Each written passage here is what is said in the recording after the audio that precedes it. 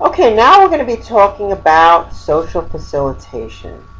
With social facilitation, being in a group or being really specifically being in the presence of others actually improves your performance in some cases. So I'm going to talk about different theories about why social facilitation occurs and when it is more likely to occur, when it is less likely to occur.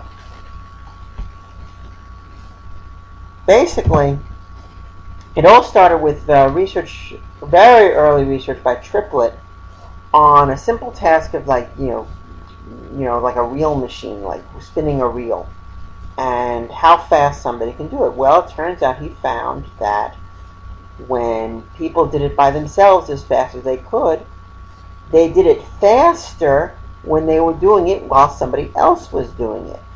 So if two people were spinning the reel, then they performed faster than when they did it individually. So the presence of others seems to improve performance according to the model of social facilitation. If you think about if any of you guys run, you're going to run faster if you're running with somebody than if you're running by yourself. You're going to do better with that. So that there are just a number of different examples of when social facilitation occurs. That's an example.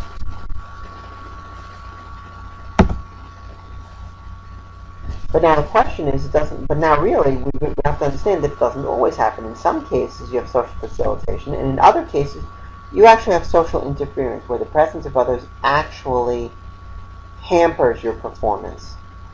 And it has to do with the idea that when you're doing a simple task, like spinning a reel, like running, like eating, you're going to perform faster and do it faster when you are with others, either doing it with somebody or even if you are just doing it in front of an audience. However, when you are doing complex tasks, which is not really something that you feel comfortable with, in other words, if it's a task that's difficult and it's difficult for you to do, and it requires all of your concentration to try to do it well, in those kind of cases, having people around is actually going to hamper your performance. It's going to create interference. And it has to do with the idea that when you're doing something simple, the simple is the dominant response. Difficult is the non-dominant response. So when your task requires the dominant response, social facilitation, the presence of others, is actually going to improve your performance.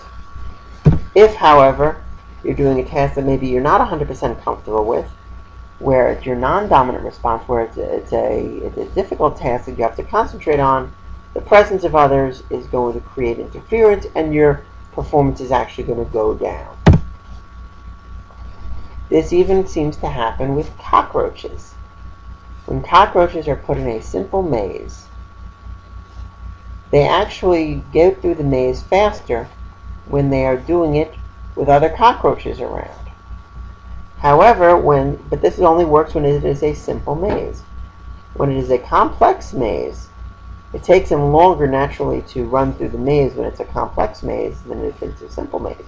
But the presence of others actually makes them run slower, take longer to get through it. So even among roaches, even among cockroaches, this apparently works. So when we're dealing with a simple task, presence of others will increase your performance. If we're talking about a task that is difficult for you, then presence of others is going to distract you. It's going to interfere with your performance. You're going to do poorly. Okay, so let's talk about different theories about why social facilitation does occur. Start with drive theory. Basically, drive is this energy, this arousal that you have, heart rate, respiration, etc. And the presence of others elevates these drives. And therefore it increases your arousal, it increases your level of activity. Well, if you're doing a dominant, easy task, that level of activity increase is going to make you perform really, really fast. However, if we're doing something that is difficult, that we kind of have to slow down on, that arousal is actually going to create a problem. It's actually going to make it feel like it's a threat response rather than a challenge. And you may feel as if, oh my God, now I'm nervous, I can't do it. So your performance is going to go down. Your arousal is actually going to mess you up on a complex task. Another theory has to do with evaluation apprehension.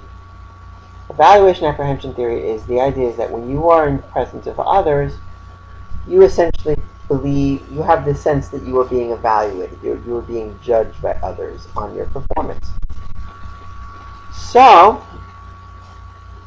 the question is, you're doing a simple task and you feel as if the others can evaluate your performance, you're going to do better. You're going to kind of try to match up to that evaluation. If it's a weak it's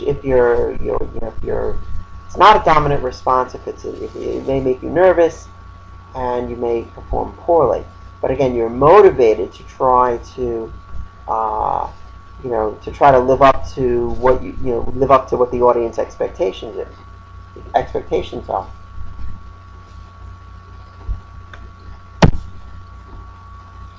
Another theory has to do with distraction conflict theory. This has to do with the idea that when we are in the presence of others, it creates a cognitive distraction. So our attention is diverted away from the task we're doing by the other people. Our response to that means that we now have to pay extra special attention to the task we're doing. And by doing that, then, by being motivated, by trying to focus your attention more on the task you're doing in response to the distraction, actually you do better. Okay. So if you're noticing the other people and it's creating a distraction for you, then you have to try to make an effort to try to compensate for it, and that improves your performance. And always tested on these tasks that involve interference, where you have to kind of inhibit one response to make the correct response, or maybe that's a Stroop task. And if you're doing a RAT test, remote association test, you kind of have to think about what is the association. So it takes more concentration. You're focusing your effort on the task. And the presence of others can essentially make you more focused on the task than if you're just doing it by yourself. So here are some examples of remote associates. So for example, let's start with the first one here. Is there the word that connects all three of these is star, falling star, an actor is a star, and stardust. Can you think of number 2? Number 2 is glass. Can you think of number 3? Number 3 is stamp. Can you think of number 4?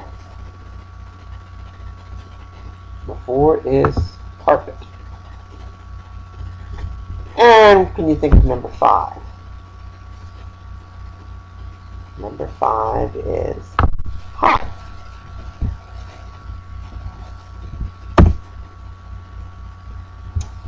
Another theory regarding social facilitation is social orientation theory. And this has to do with your personality, in that there are certain individuals who react positively to being with other people, and react positively to the presence of others.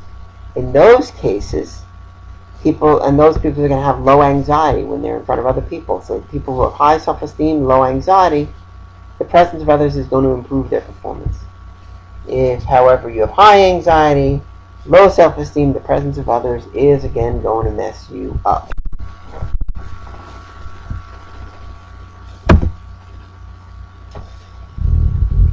So in conclusion, again, to refresh, social facilitation is more likely to occur when you are doing a task that requires a dominant response. Typically would be a simple task that you can just automatically do. Okay? The presence of others is going to increase your performance. It's going to make you work faster.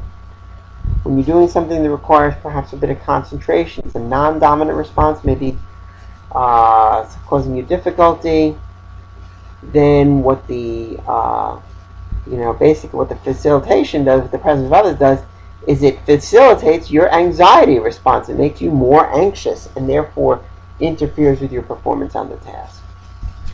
As an example, eating in groups. If you're in groups and eating is obviously an automatic, simple activity. When you're eating in groups, you're going to eat more than when you are by yourself.